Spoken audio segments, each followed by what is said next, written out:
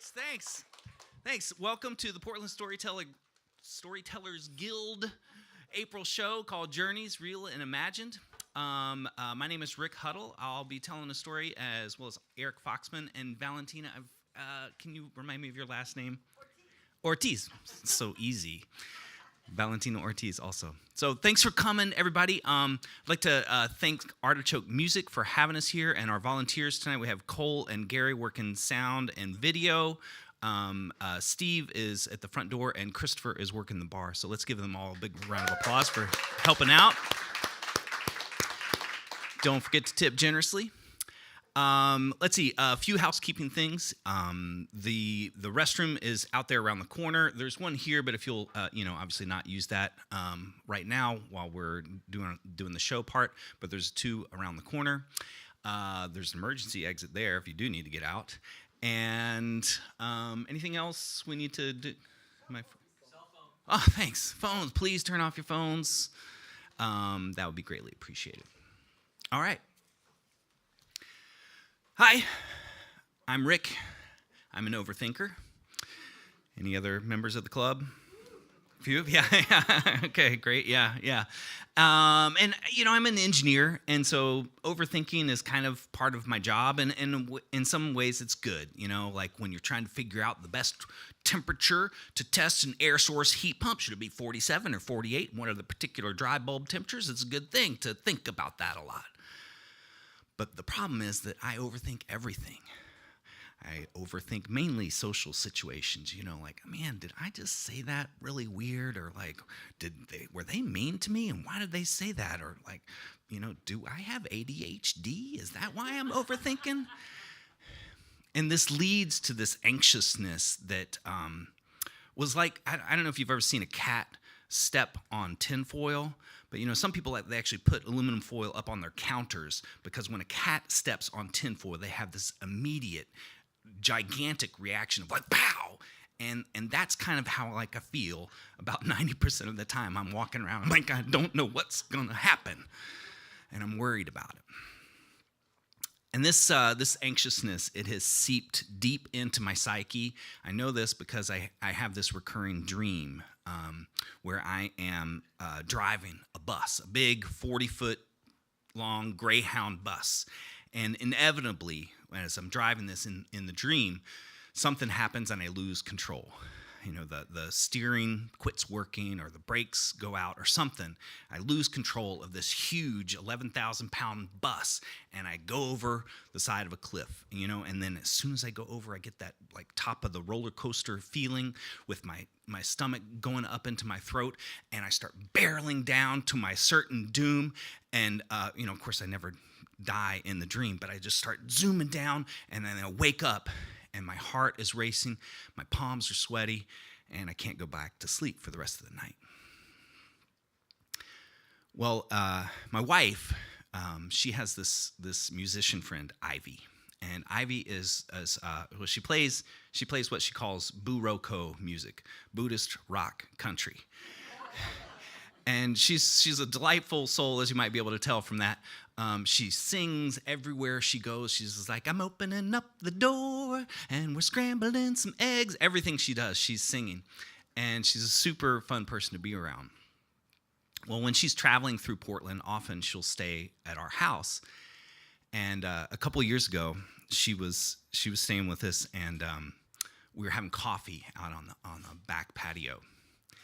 And as we were having this coffee, she says, well, usually I like to do my hot bev med in the morning. And I asked her what that was, and she says it's hot beverage meditation.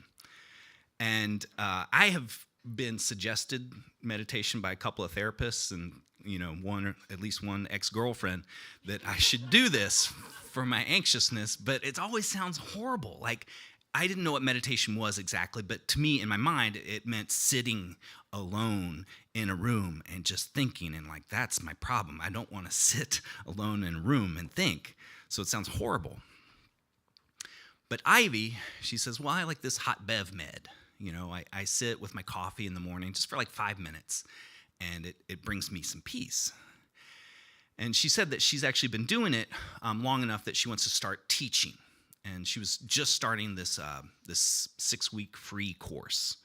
And I was like, well, if Ivy is doing this and Hot Bev, I love sitting, down in the morning drinking my coffee. I think I can try this out.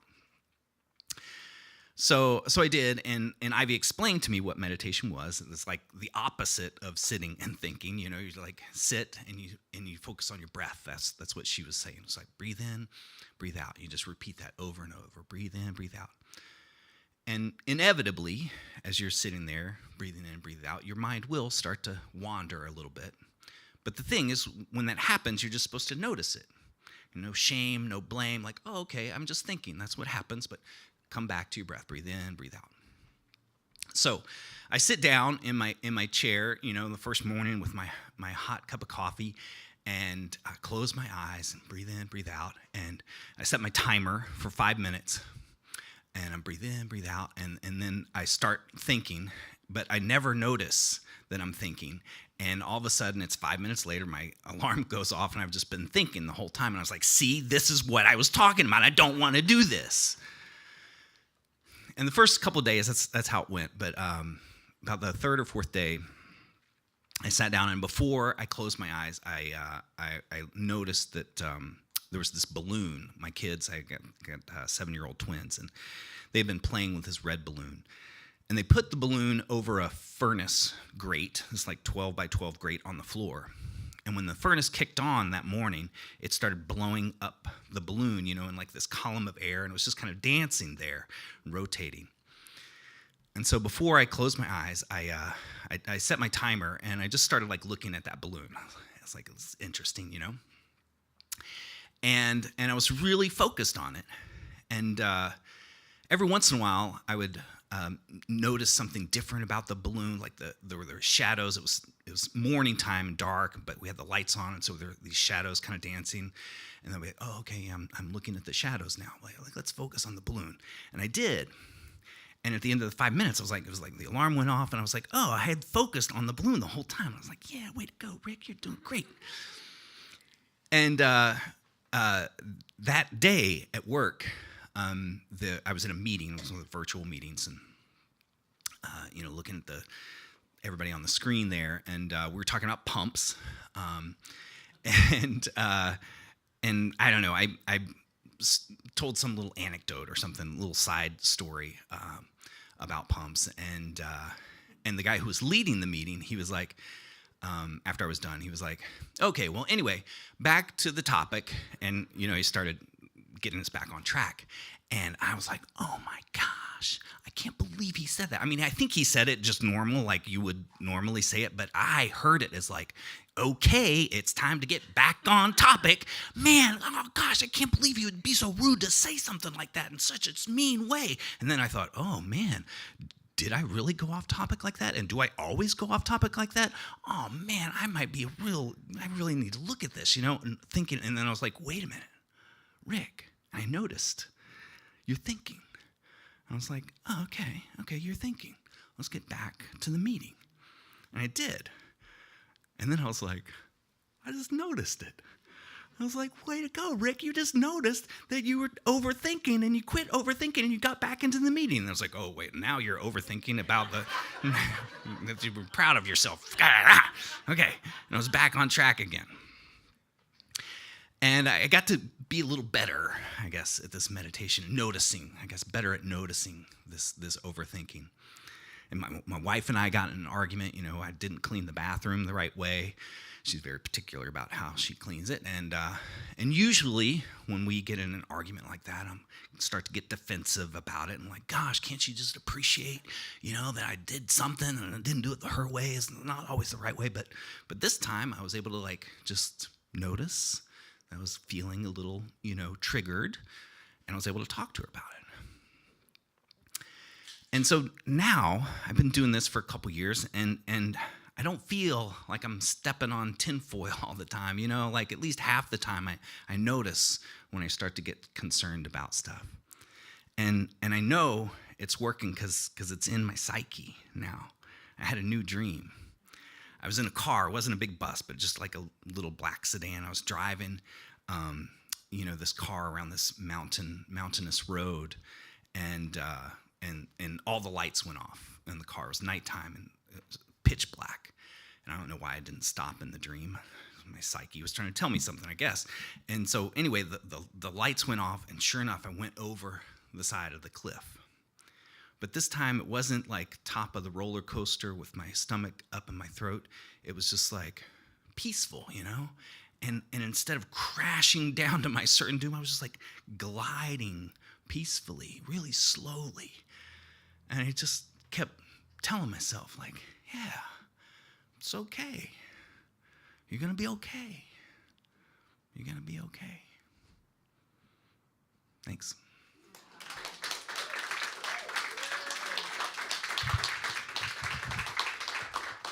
Thanks so much. Please keep your hands together and give it up for Eric Foxman.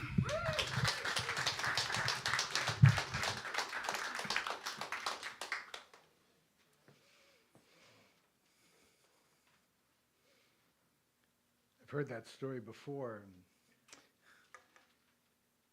He's not overthinking it anymore, that's for sure. So, in the Middle Ages, almost every single cathedral took over 100 years, some of them over 150, some of them even over 200 to 250 years to build. I want to tell you a story that's inspired by 3 cathedrals in the French towns of Amiens, Bourges, and Chartres. And each of these cathedrals was built, start to finish, within the span of a single lifetime. So, I want to invite all of you, come with me to northern France. And I also want to invite you to come with me to the early 13th century, about 800 years ago. And perhaps a few words that are inspired by the preface of David Macaulay's book, Cathedral, might help make your time travel just a little bit easier. Nourished by their faith in Our Lady, Mother Mary, and the Savior, sustained by their belief in the rewards of heaven, and strengthened by their faith, their single-mindedness and dedication have made manifest their amazing dreams into structures that still stand today.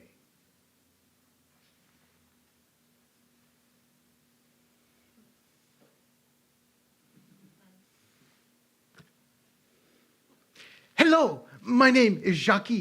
Welcome to our town. You have come on a very special day, for we are carrying the holy relic through every street and lane. And I, Jacques, a boy of 10, am part of the procession, with my father at my side, holding my hand so I do not get lost. Oh, but perhaps you do not know why it is that we are celebrating such joy. You see, a week ago, our age-old and beloved Cathedral of Our Lady was destroyed by fire. And we were all afraid that the holy relic was now just a part of the ashes, a relic that was just the remnant of the mantle worn by Our Lady on the night of the birth of our Savior. And without the holy relic, her protection of our town would be withdrawn. But this morning, the holy relic was found. My father Jacques, he tells us that it was found down inside the crypt because priests under the protection of Our Lady had hidden it there, and the fire never reached the crypt. My father Jacques says, it is a miracle. And so the procession, it comes to an end right in front of the ruins of the old cathedral. And the entire town is gathered underneath the soaring cloud-filled sky.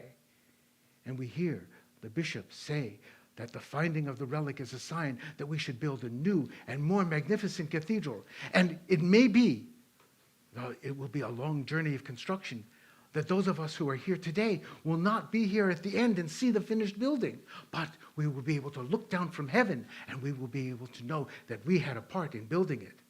And I look at my father, and I see the joy in his eyes. For you see, my father is a mason, and his heart fills with strength for the coming journey ahead.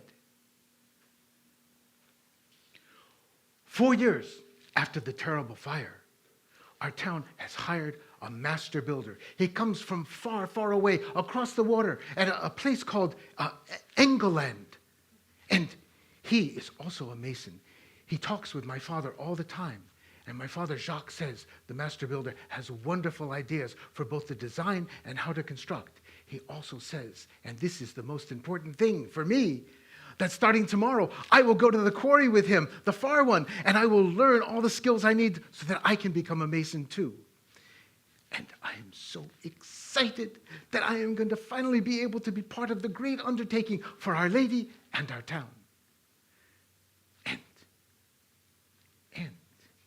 mostly at the beginning, I run errands, particularly to the quarry blacksmith. I take him things like, today, I take him chisels that need to be sharpened and need to be repaired.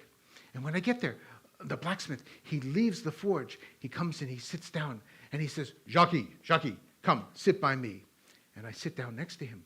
He takes a drink from the barrel, wipes the sweat from his face, and then says, Jacques, your father Jacques is a master mason. He plies his trade as only a master mason can do. And I have heard the master builder say that the masons who are working at the cathedral site in town, they are always delighted when they are working on a block of stone that has your father's chisel marks on it, for they know that it is well cut and they will have very little work to do. And Jacques, I also know that your father is an excellent teacher. His journeymen, they are much better craftsmen than the journeymen who are taught by any of the other masons. So, Jacques, I say, pay attention to your father's words, learn his lessons well, and you too will be able to be a master mason one day. Now, run along. Tell your father Jacques that the chisels will be ready in 10 days.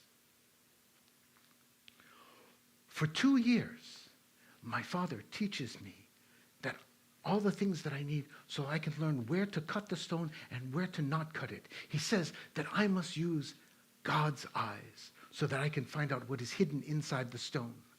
I learn to run my fingers lightly along the stone and feel for tiny fractures and imperfections. I learn to put my palm on one side of the stone and to hammer it with the mallet and feel how the vibrations change. All of this and much more can tell me what is hidden inside, where there might be fractures or weaknesses that will affect how it ends up being cut. And I learn to use those other eyes really well, so that eventually my father will nod and smile when I put the chisel down and say, this is where we should cut it. And he smiles even more when I say a silent little prayer before I make the first strike. A few months later, I am running an errand, and I hear familiar laughter. I turn, and there is my good friend, Michel. When we were little in town, we used to play and laugh together every day. And now he is here at the quarry also. He is an apprentice to a carpenter, and he is helping to make the huge cranes that lift the stone blocks out of the quarry. And whenever we can, we get together and we share with each other the things that we have learned. He tells me about all the different kinds of joints that he has learned to make, to put two pieces of wood together. And he says it's hard to believe, but the joints, they are stronger than the wood itself. And then he tells me about things I do not understand. I do not know what they are. Flying buttresses and groin vaults. I have no idea.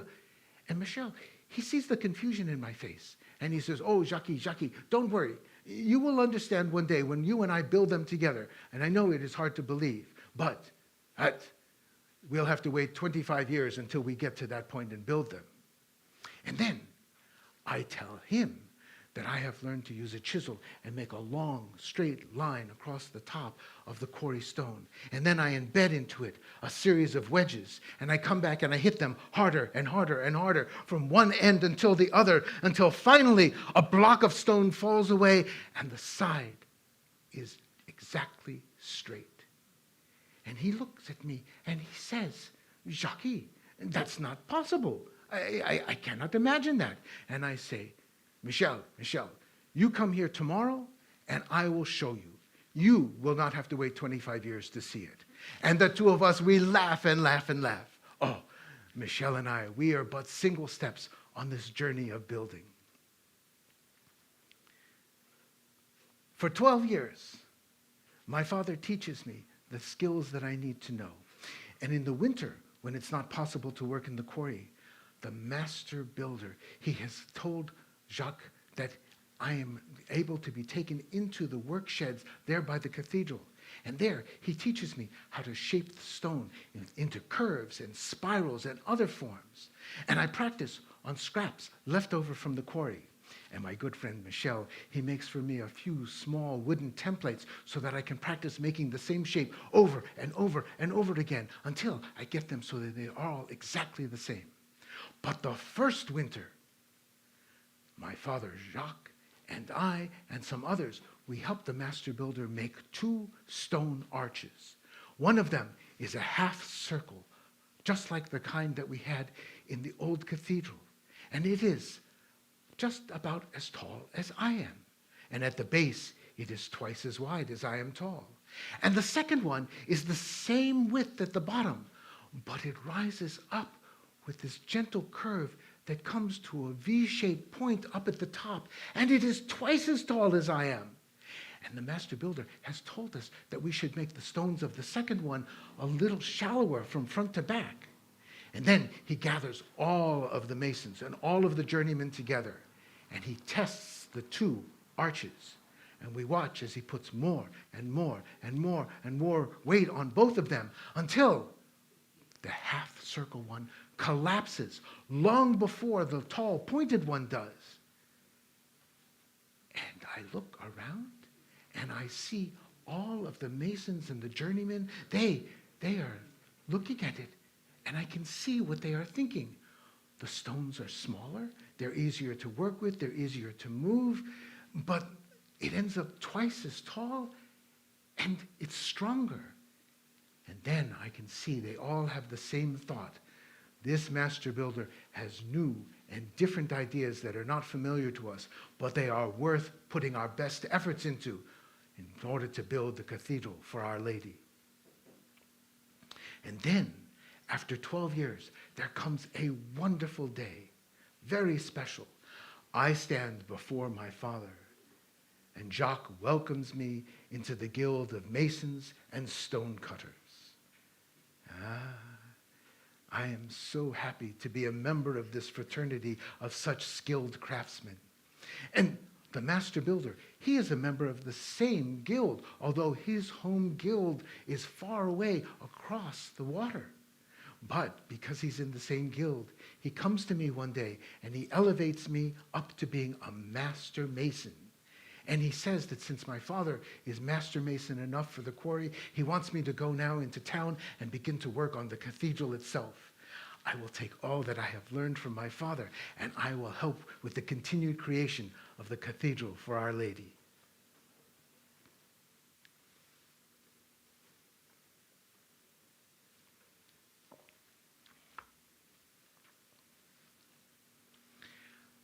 I and other masons and our journeymen, we are working, shaping the stones that will become the high, tall pillars inside the cathedral on both sides of the central aisle.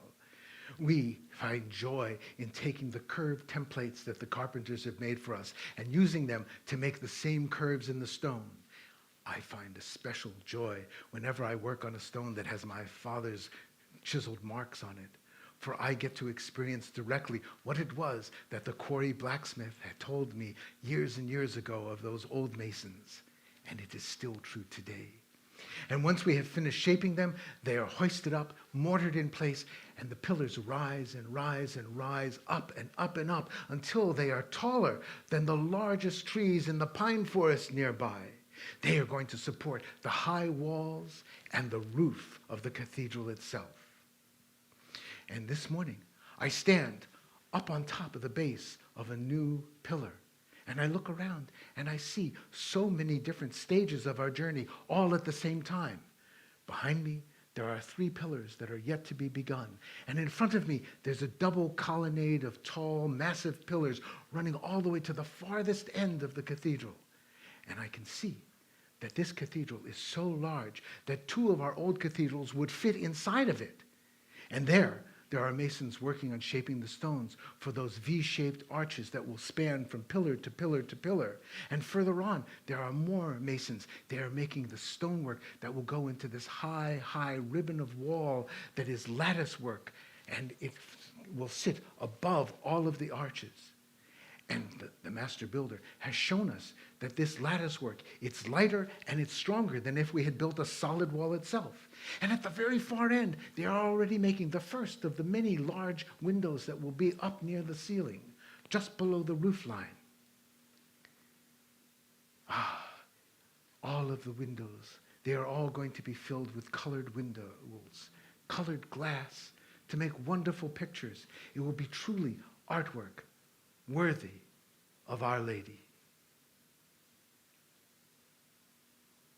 It is so hard to believe.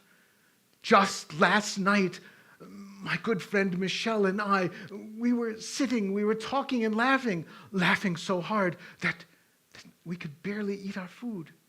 You see, Michelle was now a master carpenter, and 2 years ago, he was put in charge of building the high work platforms on the growing walls and on the growing pillars. Work platforms that are so high, they can't be supported by scaffolding down below. So Michel and his journeymen, they make scaffolding and they hang it from the highest most stone work. And then they suspend in between a work platform. And the masons and the mortarmen work up there with no walls, with nothing around them, as if they are building in the air itself. And there are stairs inside the walls. But to get to the very highest, the highest platform, I sometimes watch my good friend Michel as he climbs up a rope, hand over hand over hand, an arduous journey that takes about a quarter of the sand in an hourglass.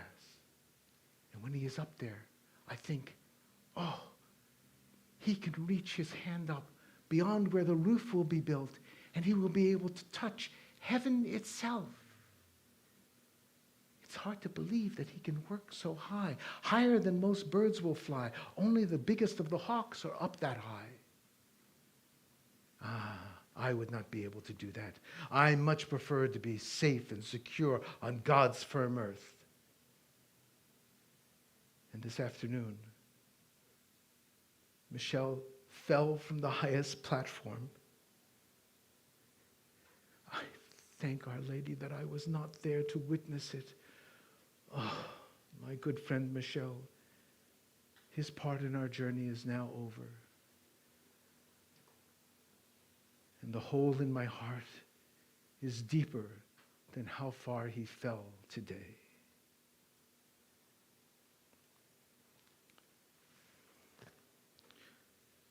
When my son was born 4 years after my good friend went to heaven, we named him Jacques Michel. And now he is the same age I was when that terrible fire occurred. And his grandfather, Grand-Père Jacques, he is now too old and stiff to work in the quarry. But grandfather and grandson, they love spending their time together. And Grand-Père Jacques, he still has his stoneworking skills. I have discovered that every day when I am working at the cathedral, he is teaching his grandson how to cut the stone and how to shape it. And he says Jacques Michel is very, very, very good at doing this. I just wish that Jacques Michel would not make so many gargoyles. Although Grand-Père Jacques says gargoyles are the perfect thing to practice with because one must find within the stone what one finds in one's imagination. And that is inspiration that comes from above. And I admit, although they are child-sized, his gargoyles are truly worthy of decorating the downspouts of any cathedral anywhere. For 7 years, I and my journeymen have been making the round stone frames for the huge windows on both sides high up above the central aisle.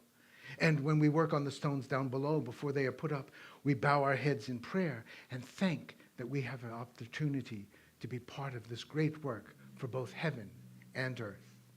And in between, we also work with other masons, helping to make the stone tracery in the huge, enormous rose window at the end, high up, of the north transept. The design was made by the new master builder, who is a member of the glassblower trade. And the design is quite beautiful. But I worry. The stones, they seem too thin and fragile, like they will not be able to hold up the weight of the glass and the lead.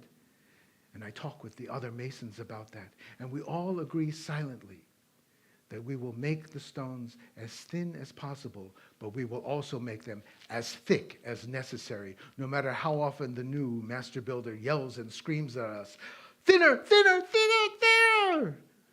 We pray to Our Lady that we have done the right thing, and we know through our faith that she has done much more magnificent things than this small little trifle.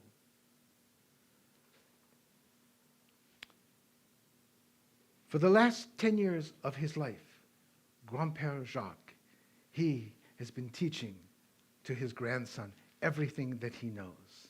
And he lived long enough to welcome his grandson also into the guild of masons and stonecutters. Soon after, however, he passed away, and so he never met the newest master builder, who is also a mason.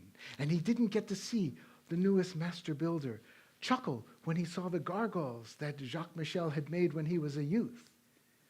But the newest master builder has asked Jacques Michel to make 2 of them once again, only this time much, much larger. And now I smile when I see them high up on the south tower. Jacques Michel, he continues our journey, but he is much more than a master mason like his grandfather and his father. Yes, my son, he has been blessed with the gift and skills to be a true artist. And he is truly a sculptor in stone.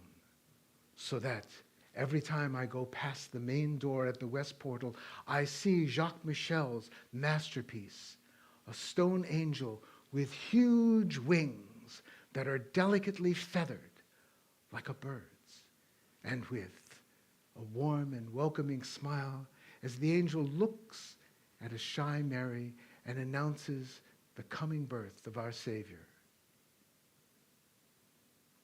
And it is only Jacques Michel and I and Our Lady, and now all of you, who know that this angel was sculpted from that very block that had caused my eyes to well with tears before. My father had suggested that that block be saved for something special, and 3 master builders, one after another, have done so. And now this block that he had saved and had marked, now it is a smiling angel standing right next to the main door, welcoming all who will end up coming to our cathedral.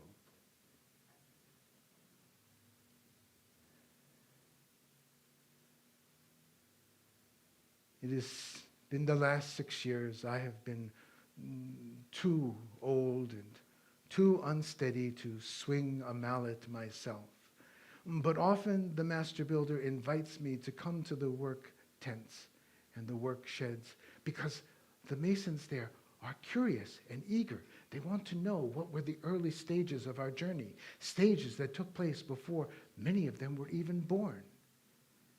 And now, after all these years filled with the sound of hammers ringing, saws cutting wood, mallets striking chisels, pulleys and ropes creaking, men calling one to another, after all these years, I stand in the peaceful silence of our finished Cathedral of Our Lady. My father, my son, and I have worked with hundreds and hundreds of other craftsmen who have given our skills wrapped with love so that our town might have this new magnificent cathedral. And I know that my good friend Michel looks down from above and he sees the flying buttresses outside and the groin vaults in the ceiling inside, and how the two steady and strengthen and support the very thin window-filled walls inside that support the massive weight of the huge roof. The stonework pleases my eyes. The north transept window is indeed quite beautiful, and I know the stonework will last until the last judgment day. And to see the divine sunlight shining through those high windows that parade all the way from one end of the cathedral to the other, and it fills the space with heavenly sunlight. And you have come to our town on a very special day, because today we carry that holy relic through every street and lane. And I, a man with 65 years behind me, I am part of that procession too, with my son at my side, holding my elbow so that I do not stumble. And the procession comes to an end inside the cavernous cathedral, the entire town gathered underneath the soaring ceiling as we hear the bishop say the prayer and blessing of consecration while the holy relic is restored to its new and worthy home. And so now it is that all of you know why it is we celebrate after 50 years and more such joy at the end of our journey.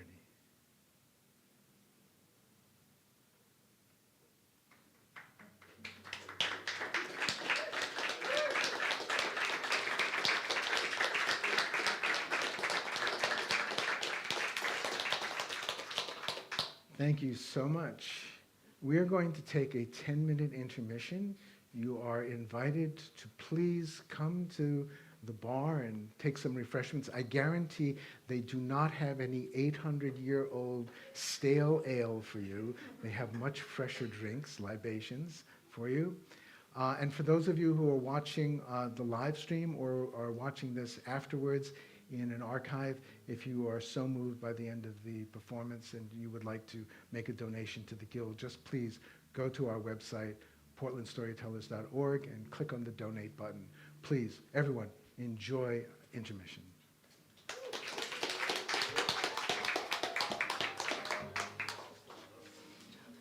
Thank you.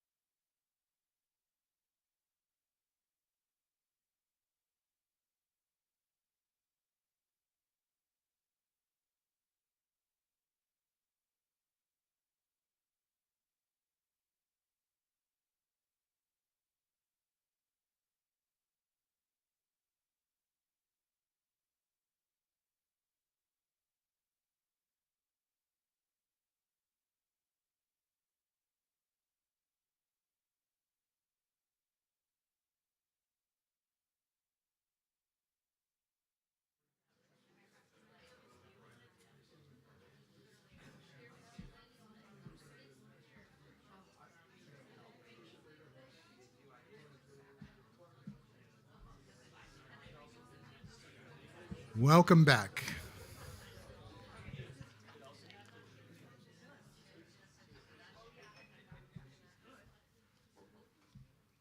So how was the old beer? Huh? So I want to tell you about a few things that are coming up. I've just taken you into the past, and now I want to take you into the future. We've got 5 more performances coming up.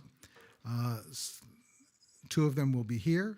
How many do we have? 1, 2, 3. Sorry, 4 more performances. 2 of them will be here. 2 of them will be virtual. One of them virtual next week on April 20th, also Saturday. It's a virtual performance with Mike Davini, who happens to be standing right over here. 5 o'clock over Zoom. It's called 3 Precious Gifts, and they come from moments in his life that help to create Mike who he is as a person. So for all of us who know him, you might really want to show up so you can find out some little tidbits. Some of these come from his childhood, and some of them come from some of the most unusual times in his life. Right here on the stage on the second Saturday of May, May 11th, we will have the Crones here. They will be winking at life's challenges. Now, one might ask, how do you define a crone? And I will tell you, one way you can do it is perhaps it's those who have survived the silly, the serious, the bizarre, or the body challenges that life throws at us, and live to tell the tales. Pam Mabin, Julie Strozik, Barb Fankhauser, who's here, and Ann Penfound. Also in May, we have another virtual performance that will be on the 3rd Saturday, May 18th. That will be with Alton Chung at 5 o'clock, also over Zoom. Remembrance and Redemption. Remembrance and Redemption. Little-known stories from World War II, such as, did you know that Oregon was attacked by the Japanese in World War II? And did you know that there were acts of reconciliation that followed years later? That's just 2 of many of the tales that Alton will be telling. And then on the second Saturday of June, on June 8th, right back here on this platform, we will have our Sarah Hauser Festival of Stories. And we might ask if you remember old, what's his name? Was it Rumpelstiltskin? Was it Tom Tit Tot? Or maybe was it Whoopity Story? 6 tellers will be on stage here, and they are going to give you diverse versions of this common age-old tale. Ann Penfound, Steve Henniger, Barb Fankhauser, Pam Mabin, Janice Alexander, and, me. Tickets and more information for all of those on our website, www. And this is really easy to remember, Portland, you can remember that, Storytellers, you can remember that, .org. We also have every month, and that, by the way, those 4 will end our season for the year. We'll come back again in September. We also have, continuing through the entire year, on the second Friday night, we have a free story swap and potluck.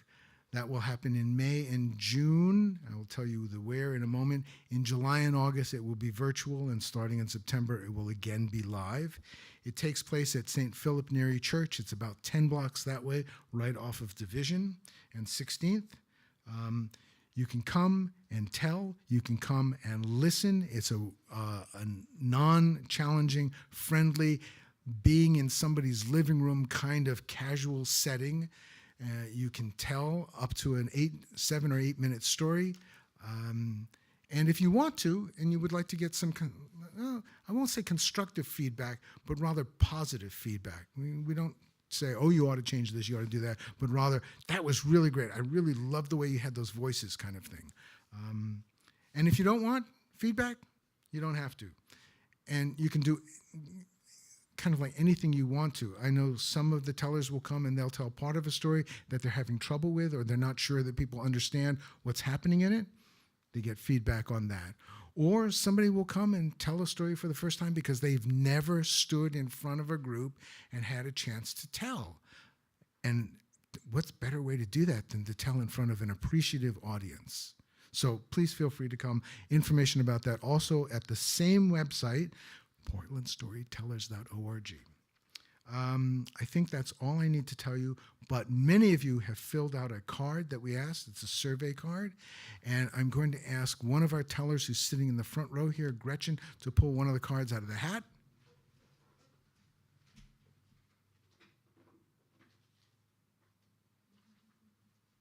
It's blank. This is for 2 tickets to next month's performance right here. It's blank. This was the sample. Let's try that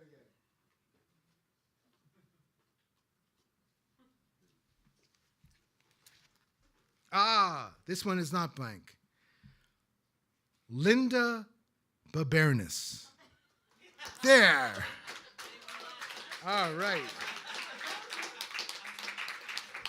So I will put you on the list. There will be 2 complimentary tickets for you at the front door next month. I won it last time. That's okay. That's okay.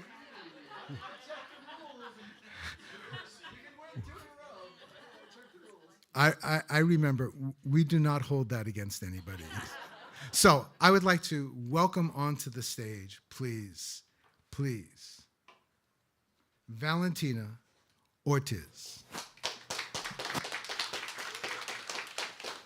Thank you.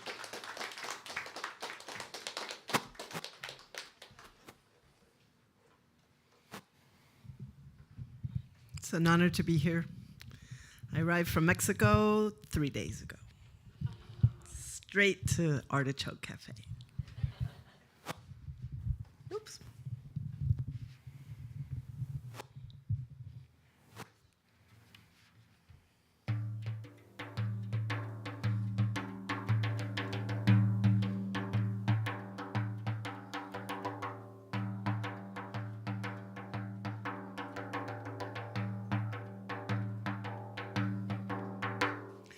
Luz de colores, regálame la vida. Luz de colores, enséñame el amor. Un arco iris es este enorme mundo. Una gran olla llena de pasión. Volando, oh, camino de colores, volando, oh, en este gran amor. Volando, oh, camino de colores, volando, oh, en este gran amor.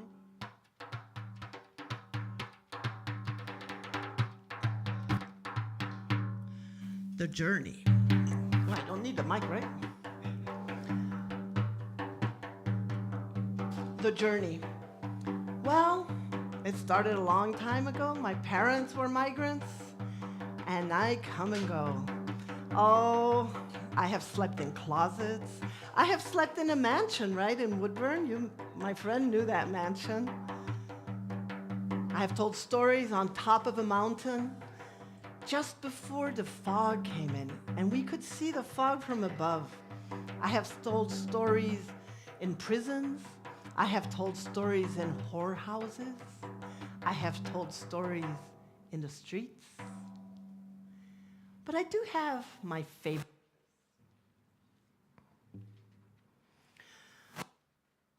Favorite place, my safe space, is a capsule, a space shuttle. It's small, it's round, it's made out of metal, and it has this delicious couch, a leather beige couch. You can sit or you can lay down. And also, it has a big window. Mic's failing. The mic is failing. What should I do? Freeze? Do that. Okay. No. Yes. No, keep the mic. Do it on. Move that out there. Okay, but turn this one off because we know. Okay, so I was telling you about my capsule, right? Yes? Okay, so it's round, it's metal, and it has this big window, of course, because I have to drive the capsule. Do you say drive? Do astronauts drive? Okay. And it has all the implements to be able to navigate, and it has a chair. You know, one of those chairs that goes around? It's so comfortable. It goes back and it goes around. And I sit there and I look at the universe. I see the stars. I see the Via Láctea, the Milky Way. I can see the planets. I can see, the ring around Mars. And yes, I can see la Tierra. I can see the Earth. It looks so beautiful from above. Green. There's still some blue. You can still see blue from above. Valentina Tereshkova. She was the first female astronaut. She was Russian. And she flew in 1963. She started. She flew 43 times around the moon in a tiny capsule. But she wasn't the first human. Before that, there was Gagarin, also Russian, right? And before there was a dog, Laika. But important, the Gagarin. And you know, women, when we decide we want to do something, she decided when she was very little she was going to fly, and she did. And she decided she was as good as any other man, and she would do anything a man does, of course, and better. And you see, there's a tradition. The capsule is held by this stand with wheels. They have to wheel it to the right place. And the tradition is you have to pee. You have to pee on the wheel so you have good luck. Gagarin did it. And Valentina also. It was complicated because she was wearing, this jumper, this white jumper. But when women decide we want to do something, we do it. Valentina Tereshkova. She was called the Seagull. I am Valentina Ortiz from Mexico. And I have a bird on a tattoo. And I'm going to confess. I have peed on wheels, too. I mean, when you drink beer, it's a necessity. It was nighttime, but the neighbors saw it, and they called the police, of course. But I wonder, imagine if every single time a man peed outside of a bathroom, we called the cops. There wouldn't be enough cops in the world just for Portland. But that's a detail. I have my safe space, and I'm glad because, you see, I made 3 mistakes, 3 errores, before I turned 2 days old. Not 2 years, 2 days old. Let's say you meet my mother, and she knows you're my friends. She's always going to tell you this story, how I hurt her when I was born. Because I came with my feet first. I've learned my lesson. Next time I'm born, head first. Remember, everybody, head first, not feet. And then she will go on and say, and she was born the wrong day. She was born on the 31st of December, New Year's night. Before New Year's, I get confused. La Nochebuena in Spanish. And there again, I think I had an excuse. When you're in a womb, in la panza, well, there's no calendars, and there were no phones then. So I didn't know. But she insists, and then she'll go on. My husband, she says, he went to the party. Se fue a la fiesta. And the doctor también se quería ir a la fiesta. And then she'll explain that I was born the wrong time of day, or a time of night, you should say. Because if I had been born at midnight exactly, the government would have given her a new fridge, these new babies. But no, my daughter, Valentina, she was born at 11 p.m. No one's perfect. So I became an adult, and I found a picture. Like a mugshot. I was just born, I was all swollen, and I had my little sign in front, and it had the name of the hospital, my last name, and my time of birth. Yo nací a las 6 de la tarde, 6 p.m. It says there on my mugshot. So I ran to my mother's house, showed her the picture. She looked at it and said, they don't know their stuff, and threw it away. I'm guilty. Wrong day, wrong time. Second charge. I was born a girl. They knew I was a boy because, you see, in the stomach I was very strong. Strong, male. And in Mexico, strong means football player, soccer player. So they were sure I was a soccer player and a male. So they chose a name for me, Emiliano. to honor Emiliano Zapata, the big revolutionary guy that we all admire. But no, I was born a girl. Now, if somebody speaks Spanish here, there's feminine and masculine. A for girls, O for boys. Very simple logic, pure logic. Emiliana is a feminine for Emiliano. So I could have been called Emiliana, you know. But I've learned this far that life and logic don't have anything to do. So I didn't have a name for 2 days. And my mother will tell you that suddenly she heard the radio. And the radio, there was this guy going crazy saying, oh, Valentina Tereshkova is flying around the moon. And that's how I got my name. And I love my name. But let's be realistic. Imagine if instead of the news, there had been like a commercial on the radio. I could be called Coca-Cola or Rice Krispie. My third mistake.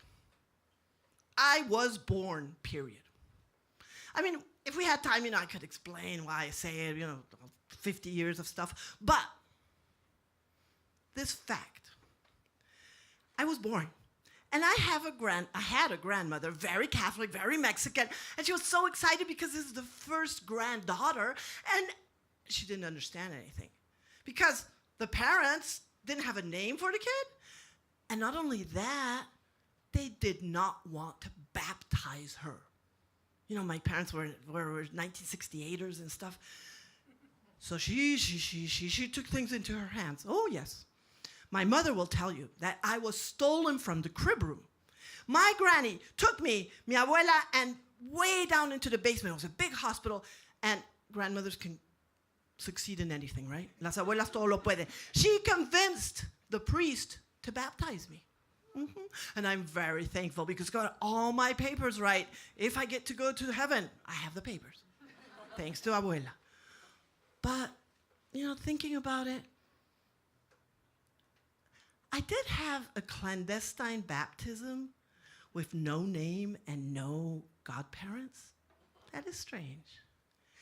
And then I didn't really have a birthday. Nobody celebrated me coming to the world. I guess that's what birthdays are about, except one day.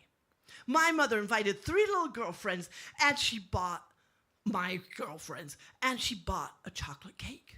And it had a little chocolate house on top. And I was so excited that I begged her not to cut the cake. How are we going to, you don't eat a symbol. And then we negotiated, and I got to keep the little house. I kept it for so many years. I can still remember how that little house smelled. But now I'm an adult. Hey, I celebrate myself, right? Not on the 31st because people don't show up. And on the 1st, everybody shows up with their cousins. So I figure out how to have my parties. But things can be a little rough sometimes. But I have my safe space. My space shuttle. My little capsule that is round. And I step in there. Maybe I lie down on my couch. Maybe I sit on my big chair and I watch those planets go by. I watch the earth from above. And I continue my journey. Sabiendo como yo soy, iba un pájaro volando y me besó preguntando cómo estaba el día de hoy. Y me besó preguntando cómo estaba el día de hoy. Yo le dije con pasión, ay, pájaro, pájaro santo. My hands. Since very young age, I noticed that I had big, square, not so big, but very square hands. Strong hands. I thought about this a lot, and I came to the conclusion that I'm sure I'm going to be a carpenter, a builder. I have hands to be a good mason, as Eric said. And my girlfriends, they had these long nails and very thin hands, and I had my big hands. That's okay, I'm going to be a carpenter. But no, I went to the university, to college, and when I turned 30 años, this hand, well, both hands, hit a drum for the first time. it came down on that skin, just like this.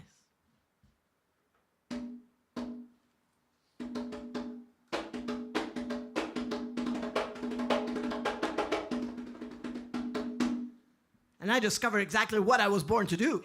These hands are to play the drums. And when I started to play the drums, it was such pleasure. I felt so big, so strong, and so soft, and so loving. And I could play for hours, and it was perfect. And I started taking courses everywhere, and I took a course with a group of teachers from Cuba. And one day, the short guy, the one that was always grumpy and, never talked to anybody, he said the magic words. He said, sacred drums, tambores bata. The bata drums are incredible. They are drums that exist only in Cuba, and they arrived from Nigeria. And they are 3 different drums, the small, the medium, the large, and they are horizontal. So you have, in India, they have one very similar. And so you have a skin on each side. But there are 6 different skins, 6 different sizes. That makes 6 different sounds. And these drums have 200 different combinations because it's polyrhythm, African polyrhythm, and they have the songs for that. And it was so exhilarating to play that drum. And I was good. I started to study, and yes, I was chosen to play the big drum. Because you remember I said 3? The small one is the son, the baby, okonkolo. The medium one is the father, elitotele. He keeps the rhythm, he keeps the beat. And the big one, she is the mother, iya. And she, kukunka, kukuka, pang, kung, kung, king, king, kutiking, kung. She is the one that talks to the gods. She's the one that sings out. She's the one that talks. She's the one that improvises. And she's big. And my arms would get tired, but I didn't care. And I became so good that a Cuban man said, come and work with me. Because these drums, as you heard before, they are sacred drums. They belong to la Santeria, a religion that came from Africa and now lives in Cuba. And that religion seduced me. It was so great. Imagine Mass is to play a drum and talk to the gods. And the communion is to dance all together. I loved it. The first God, the God that opens the doors, the God that can guide you, is called Elegua. Barasuayo, omonyala guana mama kenira woe, o baraguayo. And he's represented as a little child. Oh, he's mischief, full of muy travieso. And he likes to play with his kite. Echubeleke ibalaye, halaroye ibalaye, echubeleke ibalaye. After him comes the father. He's always dressed in white, Obatala, the god of peace. But he can also be a very strong warrior. And with him, the mother, the ocean, Yemaya, always dressed in blue. Yemaya sesu, asesu Yemaya, Yemaya sesu. Behind them come the warriors, the other warriors, because Elegua and Obatala are warriors, but 2 more. The hunter, Ochosi, and the one in charge of all the tools and all the weapons that are made out of metal, Ogun, Ogun dere arere, Hile Bogbo, and Chango, my father. He is the god of music, of partying, of virility. Chango, Gaboe, Gaboe, Gaboe, Gabiosileo. And the females, Oshun, with her dark skin always bathed in honey, her mirror, her gold, because she's in charge of money, of the river, and of love. Himbe, himbe, mayeye, himbe, himbe, loroge, himbe, himbe, mayeye, himbe, himbe, loroge. And there's Oya in charge of the dead people that go into the graveyard, and there's the bays. It just goes on and on. And I would play in the ceremonies. Oh, the people would be dancing and singing. It's this closed room, and I would play. But we didn't play an hour, and we didn't stop to rest. We would play 4 or 5 hours. And yes, after the first hour, my arms, they were falling. Oh, they felt like marshmallows. But then something would happen, and this strength would come through me, this electricity, and I would just start drumming. And maybe, yes, my hands were bleeding, but I would not stop. They would have to stop us because we wanted to go on. I felt so good, so powerful. But one day, the people stopped dancing. The singer, my boss, had left the room, and it took a long time to come back. The people stopped dancing, stopped singing, and came right in front of me and glared at me. They turned their backs and whispered, and then they glared again. And they said, "Stop the drumming. You cannot play because you are a woman." I felt shame, how it felt up in my body, how it exploded in me. I felt so shamed. But I asked, but why? Because you bleed, and your blood weakens the drum. It weakens the gods. My boss came back, and we went on playing. And he said, when I said, "Hey, mira, pasó esto." And he said, "I bring the musicians that I want, and you come with me because I say so." But no. I did not go back to the bata drums. I don't like to be ashamed. La vergüenza no me gusta. Feels ugly. But I had 3 kids, and I'm a single mother, no work, no food. So I took other jobs, and I started playing other drums, the congas. I became a salsa drummer for almost 30 years, and I traveled, I made money, I enjoyed myself. Oh, yes, I did. I loved, I danced. And now, I took my kids through college with this beauty. Not this one, but the one in Mexico, but 2 of these. I carried those girls. Oh, my back is really in good shape now. So anyways, now I have time. I can sit in my capsule and look out that window. Right? It's good to have kids that are on their own and pay their own stuff. And I sit there and watch the planets go by, and I suddenly realized that my hands were itching and that I really did miss playing the bata drums, the sacred drums. Haven't done it for almost 30 years, but no, 20 years. But I still miss it. I can still feel my blood rushing around my body. But, it is what it is. And then some stars started moving, and I suddenly started thinking, it's like, oh, wait a minute. You see, the sacred drums, they're fed with blood. Okay, you kill I'm a vegetarian now, but you kill roosters and you put the blood so they'll be strong. So the skin actually has blood dripping there dry. And I say, okay, the drum has blood and I have blood because, it's menstruation. Shouldn't that be good? Shouldn't that strengthen the whole thing?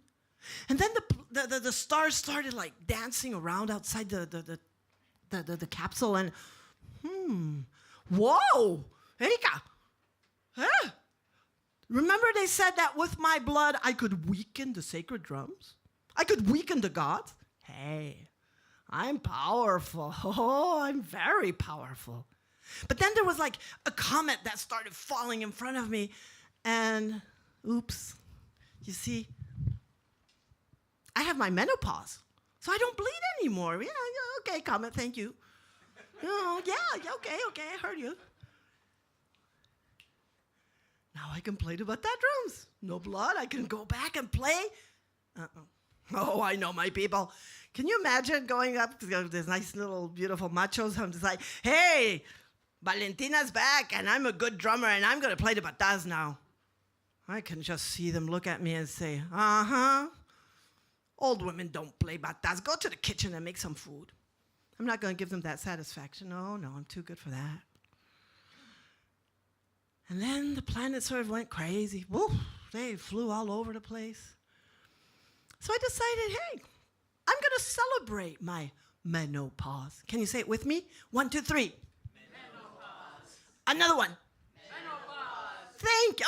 Louder. I like how you liked it. It's louder. 1, 2, 3. Menopause. Yeah. So I had a menopause party in Mexico City. Oh, I planned it. I spent my money. And I invited like 50 people. And we played the drums. And we danced. And we talked. We danced a little because, you get tired. But we had a great time. And yeah.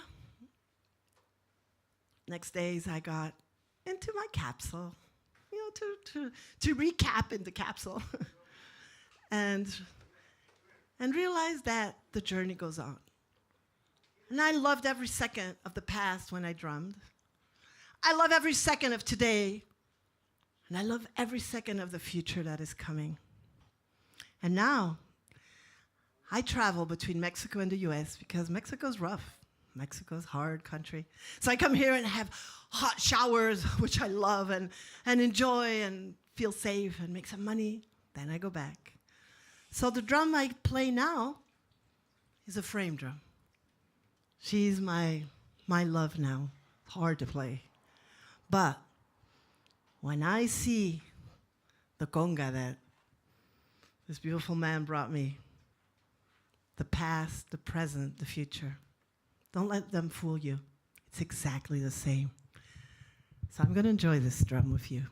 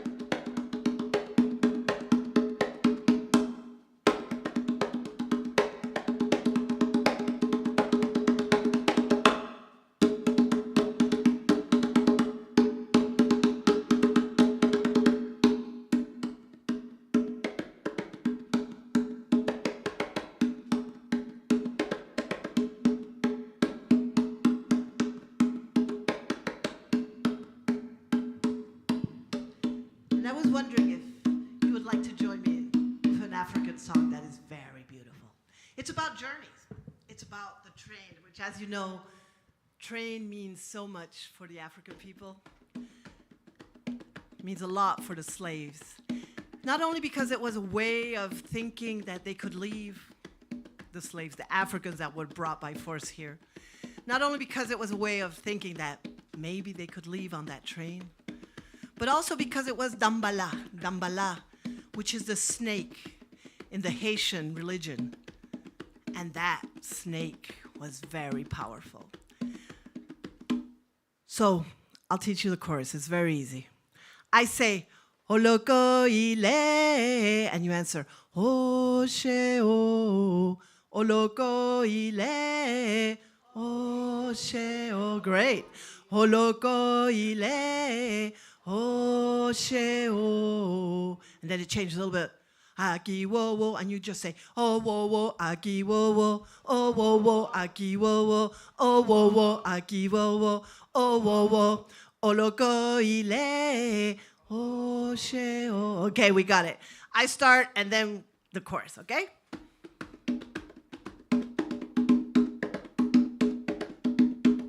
Aki wo wo, oloko ile, aki wo wo, oloko ile, oloko ilele, oloko ilele, ile baba mi, aki wo wo, oloko ile. Ready? Oloko ile, oshe o, oloko ile, oshe o, oloko ile, she o, oloko ile. Ready? Aki wo wo, oh wo wo, aki wo wo, oh wo wo, aki wo wo, aki wo wo, aki wo wo, aki wo wo, aki wo wo, aki wo wo, oloko ile.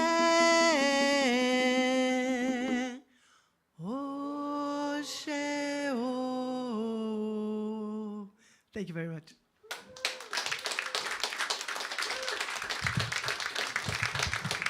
And now, for our final moment, this beautiful, beautiful, beautiful, beautiful story in the voice of Rick Huddle. Oh my gosh, that was so much fun. Thank you. Okay, well, unlike Valentina, my kids are not grown and out of the house. I have 7-year-old twins. And so I am exhausted all of the time. You know, I work, I get up at 6 so I can do work a little bit before the kids get up, you know, and then I make them breakfast and get them out the door, and I go back to work, and then when I'm done with work, I come up and then I'm parenting, and you know, parenting is a lot of work, and so I'm just always doing this, and I'm just always tired. And every family has its own kind of challenges, its own difficulties, and for me, my challenge as a parent is that my kids, they operate on the same frequency. And I'm going to explain this to you with a little engineering lesson. And so pay attention, because there's going to be a quiz at the end. But don't worry, it's for you liberal studies majors, it's going to be pass-fail. Okay, so here it is. When I was a third-year engineering student, we learned about natural frequency and harmonics. And to explain this concept, they showed us this video of the Tacoma Narrows Bridge. In 1940, the Tacoma Narrows Bridge was built from Tacoma over the Puget Sound over to Kitsap Peninsula. And this concept of natural frequency of an object. Everything that vibrates has a natural frequency. You know, like a tuning fork, you hit it, it always is like bing, hit it, bing. It's always that same natural frequency. A guitar string, like the high E string on a guitar, if you don't fret it, it's always bing, bing. It's always that, it's like 330 hertz. 330 times a second it vibrates.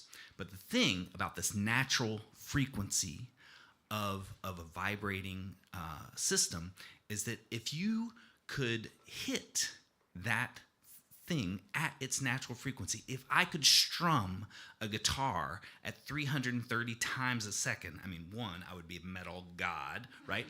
But two, as I struck that at its natural frequency, 330 times a second, the guitar string would experience this rapid increase in energy, and it would just vibrate wildly and catastrophic failure. So that's what happened to the Tacoma Narrows Bridge, the first one that they built in 1940. The engineers didn't know it at the time, but they built it with a natural frequency of 40 miles an hour. And the first few months that it was open, the wind would blow through the Tacoma Narrows at like 10, 20 miles an hour. And it would vibrate the bridge, not to catastrophic failure, but it would vibrate the bridge and create this wave. They showed us this video looking straight down the bridge, and you could see a car, 1940s car, go up and over a wave and then would disappear at the bottom and then come back up again. It was a really big wave. And then, everybody thought it was fun. It was like a little roller coaster ride, right? But then, in November of 1940, the wind was blowing through the Narrows there at 40 miles an hour, the natural frequency of the bridge, and sure enough, rapid increase in energy and catastrophic failure. The bridge, evidently pieces of the bridge are still down at the bottom of the sound there, and they make this nice artificial reef.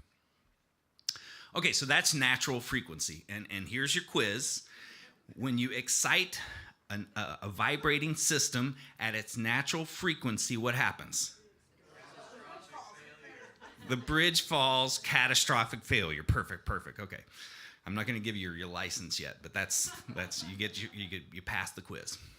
So my kids, these little 7-year-olds, they operate at the same natural frequency, and when things are good, it's awesome. You know, they are like in their world, like when they're playing and they're, imagining like their little fox and the orca are out in the forest and they're playing. It's amazing. They are so in it, like to try to break into their little world there. You have to like really, okay, can I just, do you want, we're getting ready to go and like, you have to really wedge yourself in there. But when they're operating at that natural frequency and it's a bad vibe, they experience this rapid increase in energy, and there's catastrophic failure, and there's tears, and there's whining and crying, and the kids are upset too.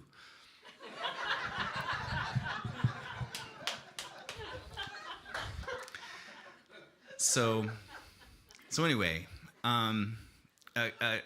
earlier this fall, I had the kids had this field trip planned. They were going to go out to Nike, and I volunteered to be a chaperone. They were going to go out to Nike, and there was supposed to be some storytelling there. I was like, oh, this will be great. It was super fun. So I took the day off from work, but the day before the field trip, I went in to pick the kids up from school, and one of their teachers told me that there was some sort of weird security that Nike had, and I was supposed to have filled out some form 3 weeks ago, and I was not invited. And so don't worry about it. They've got enough chaperones, and it's okay. So no problem. But the next day, I had the day off, and like I had a real day off. It wasn't like vacation, where you take your kids on a flight. Like that is not a vacation. I've never been so tired as when I bring my kids back from a flight. This was like a real day off, and so I took myself to the coffee shop, and I had my hot bev med there at the coffee shop. It was this beautiful sunny day. I went for a bike ride.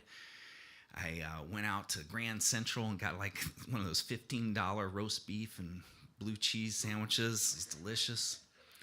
And I was just like basking in the relaxation of the day. Well, that evening, after dinner, I was home and the kids were there, and Gus was off doing something, playing with Legos or something, and Marlo and I were playing this pretend game where Marlo was the prison guard and I was the bad guy.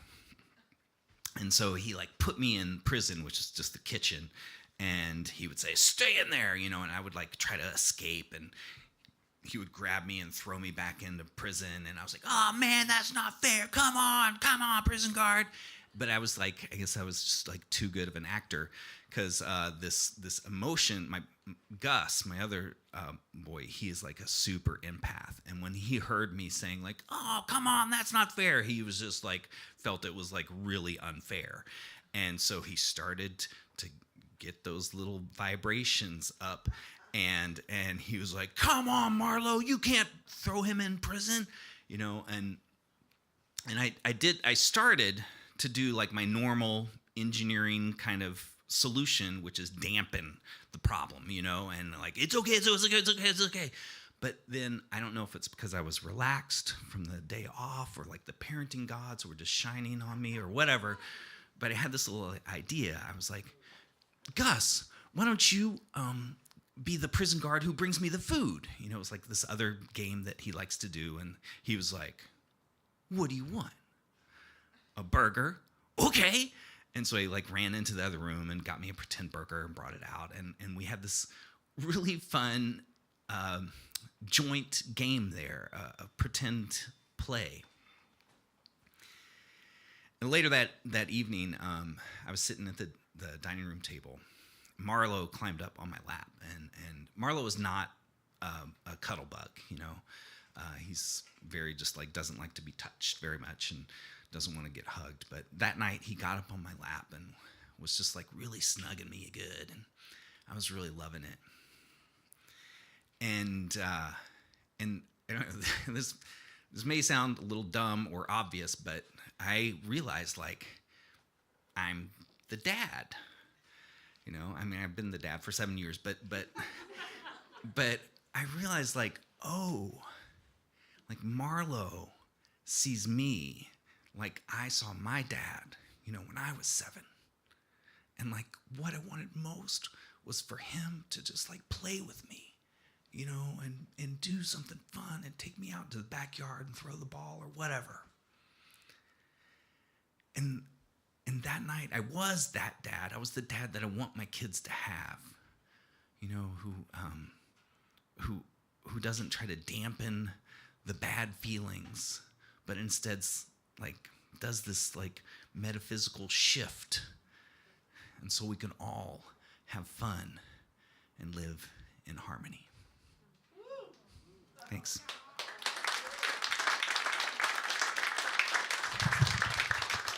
Thanks, y'all. All right, let's keep your round of applause, and please, Eric and Valentina, come on up here.